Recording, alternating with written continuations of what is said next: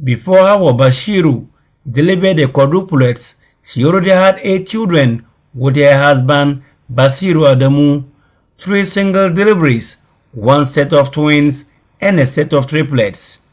The highly fertile Nigerian woman, who is of Zabarama extraction and based in Wa, weighs 84 kilos and a height of 5 feet 9.7 inches. Her husband Bashir migrated to Wa from Niger some 18 years ago in search of a better life. We are told by doctors that it is extremely rare to have natural conceived quadruplets, but it happened in this hospital, the first since the establishment of this facility in 1954. We have a twin gestation it's 1 in 80 beds. Now, for you to have a triplet is 1 in 8 raised to the power 2, the square of that value. Okay. Now, to have a quadruplet is 1 in 80 raised to the power 3. The couple are proud to be parents to the 3 boys and 1 girl.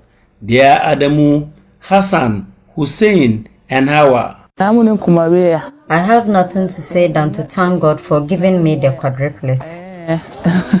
The delivery of the quadruplets was something decreed by God, which I am grateful for. I will forever honor and adore him. Hawa was rushed to the maternity ward of the Wa Municipal Hospital late evening of April 15, 2025. An emergency cesarean section was conducted on her at 33 weeks gestation. Since my practice, bad cases always sneak in at dawn. Always. And that's what happened in this case. She came in, she went into labor, and with the quadruplet, the only means of delivery is always by cesarean section. Obstetrician gynecologist at the hospital, Dr. Jonathan Suweri, led a team for the cesarean section that also included a medical officer, 1 midwife, 1 nurse anesthetics, 2 scrub nurses, and blood bank personnel. Dr. Jonathan Suweri considered that it was a difficult task, but they came out unscarfed. So we had an able team available. Our theater team were up and going, and kudos to our blood bank. They were able to get us blood available. The uterus became flabby after delivery. When it was flabby, the woman was bleeding. So after delivery, she was just pouring torrentially. When I say torrential, a lot of blood. So quickly, we started to say the best option for her at that moment was to do a hysterectomy for her. So we just did a hysterectomy. And the blood bank was able on call to supply us the blood. So in all, I think she received 2 units of blood after the case. Hawa was then moved to the recovery room after the cesarean section and monitored by critical nurses at the recovery room. We managed her here for like 8 hours. When she was fully recovered, she started SIPS. Then we realized that she was hemodynamically stable and was ready for the ward. So we dispatched her to the ward. The unemployed woman from Niamey is a mother of first. The first to have natural conceived quadruplets in her family. The first to have continuous sets of twins, triplets, and quadruplets. And the first to deliver quadruplets at the Wa Municipal Hospital. The delivery strategy for Madam Hawa is 1-1-2-1-3-4, which means that she gave first a single child, second a single child, third twin, fourth a single child, fifth triplets, and then also the safe one that we are celebrating today as quadruplets. She was discharged by the hospital last Sunday. Part of her medical bills was absorbed by the hospital. I think the hospital, we have been able to do our best. We're able to try and give her some pre-nan, but I'm just calling on all philanthropists, goodwill people. If they have any spare money to spare this woman, anything available, if you have extra clothing that you think you don't need, that you can supply to this woman, if you have any extra coins that you were thinking about using to buy credit or something, just donate it for this woman. She will need it. Every dime counts for this woman.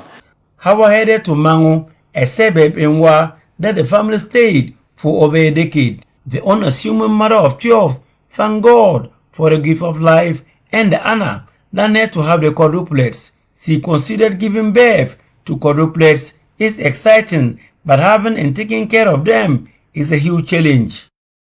Getting food for them to eat will be our biggest challenge.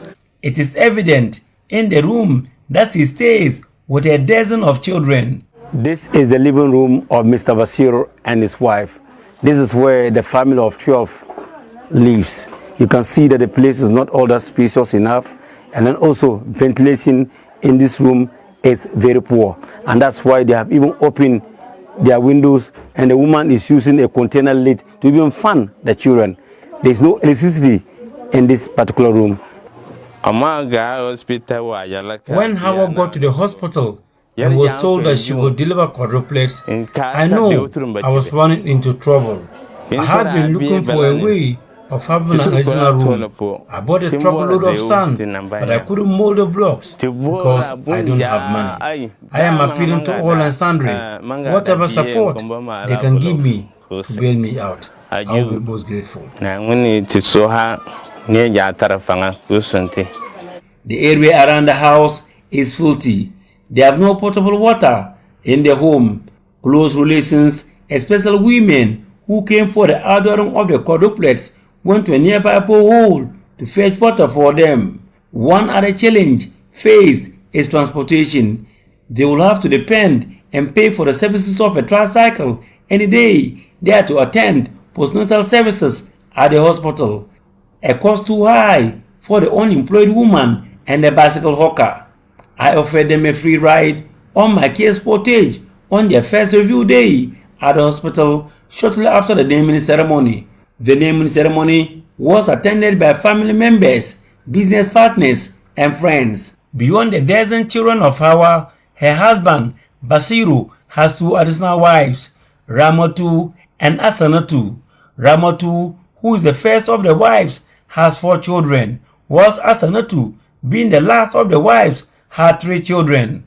As they raise their arms to pray to Allah to bless the quadruplets to be responsible citizens in future, laced in that prayer is an appeal for support from benevolent organizations and individuals to come to the aid of the quadruplets. Reporting for Joy News, Rafik Salam. Wow.